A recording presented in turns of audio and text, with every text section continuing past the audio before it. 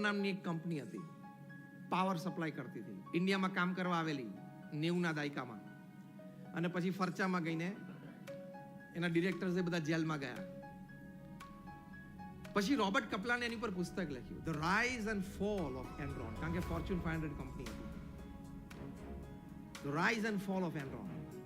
એનરોનનો આ રાઇઝ અને પછી આ ફોલ કેમ?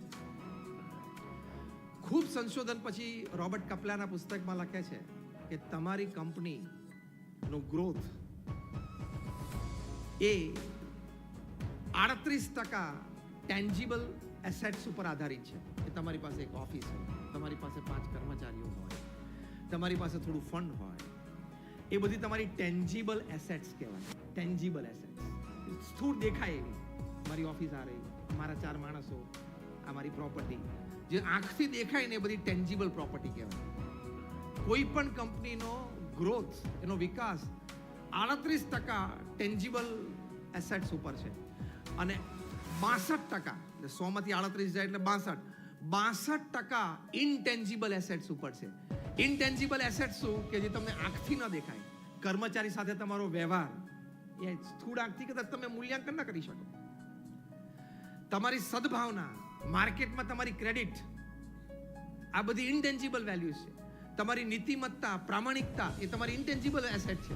એ સ્થૂળ રીતે દેખાય નહીં, લાંબા ગાળે લોકોનો અનુભવ થાય એ બધી વાતનો, પણ આમ સ્થૂળ દેખાય નહીં, જેમ પેલી ટેન્જિબલ દેખાય છે. પણ 62% ગ્રોથનો આધાર ઇનટેન્જિબલ એસેટ છે, અને ઓનલી 38% ટેન્જિબલ એસેટ છે. કારણ કે નીતિ નિયમ સિદ્ધાંત એ તમારી કોર વેલ્યુ છે. You can become zero from hero within seconds. નીતિ નિયમ સિદ્ધાંત છોડો. હમણાં પરમ દિવસે અમે ત્યાં દમણમાં હતા, એક નેશનલ કોન્ફરન્સ હતી ટેક્સ કન્સલ્ટન્ટ્સની, અને they were like refreshers course on GST. એટલે મેં કહ્યું GST is goods and services tax. તમે જો GST ને વફાદાર રહો તો એક બીજું GST ઉપરથી વરસે, God saves tension. GST is God saves tension. GST ને વફાદાર હો એટલે ઉપરથી બીજું GST આવે, God save tension. સ્ટ્રેસ ના આવે. નીતિ નિયમ સિદ્ધાંત ચૂકશો ને તો પ્રશ્ન આવશે આવશે ને આવશે. એમાં બે મત નથી. જેણે ક્રિકેટના બોલનો આકાર બદલવાનો પ્રયત્ન કર્યો, ચમક વધારવાનો પ્રયત્ન કર્યો, ચમક ઘટાડવાનો પ્રયત્ન કર્યો, બધાએ ક્રિકેટ છોડવું પડ્યું કે નહીં? યસ ઓર નો?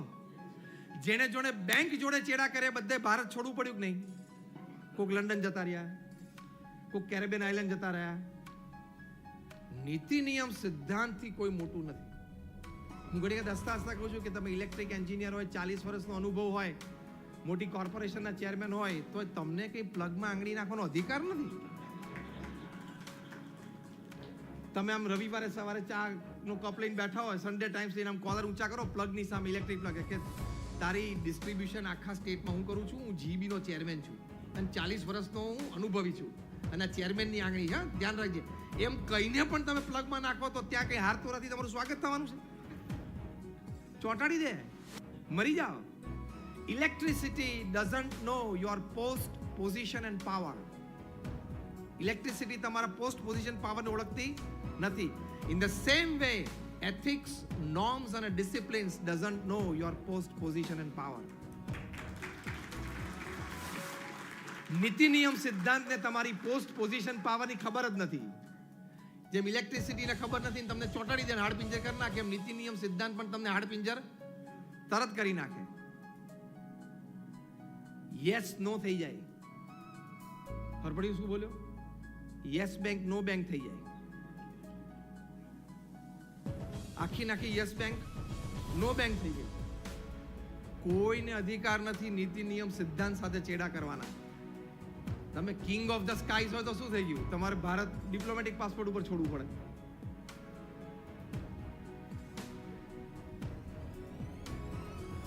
તમે હજારો પરિવારને ઘર બાંધી આપ્યા હોય, હજારો પરિવારના સહારા બન્યા હોય, તોય તમારે 2 સહારા તિયારમાં 4 વર્ષ રહેવું પડે.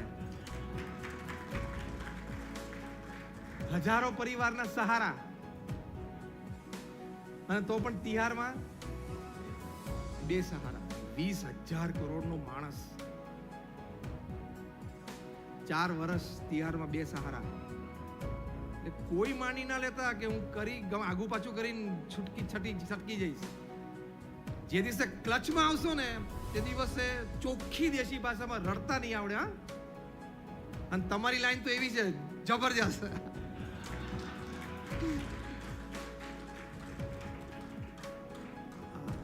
એટલે બહુ જ ધ્યાન રાખવાનું. એટલે હું હસતા હસતા ઘણી વખત કરું છું કે દરેક વ્યક્તિએ જીવનમાં 2 લગ્ન કરવા જોઈએ. એક લગ્ન જે પોતાના સ્પાઉસ સાથે કરે તે, અને બીજા લગ્ન એથિક્સ સાથે, નીતિમત્તા સાથે લગ્ન કરવાના. એને વફાદાર રહેવાનું, નીતિમત્તાને વફાદાર રહેવાનું. નીતિમય વ્યક્તિ હોય ને એને કોઈ ચેલેન્જ જ ના કરી શકે. માણસ સાચો છે, આ માણસ પાસે ખોટું નહીં ચાલે.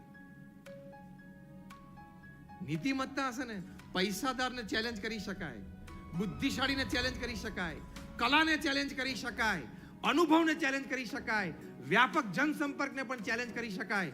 નીતિમત્તાને તમે ચેલેન્જ નહીં કરી શકો. નીતિમત્તાને ચેલેન્જ કરવા માટે નીતિમત્તા જ જોઈએ.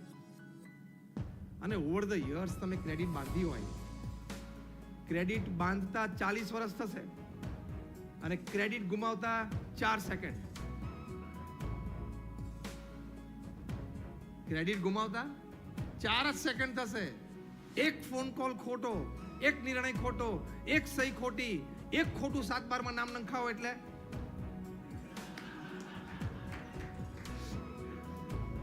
ખોટા કાગળિયા નાખાવે ને અંદર, ખોટા નામ નંખાવે નહીં. આપણે 7 બારથી વાત શરૂ થઈ, 7 બારથી પૂરી કરીએ હવે. ચાલો, શ્રી સ્વામિનારાયણ ભગવાનની જય. આપ સૌ માટે પ્રાર્થના છે, બધા ખૂબ પ્રગતિ કરો.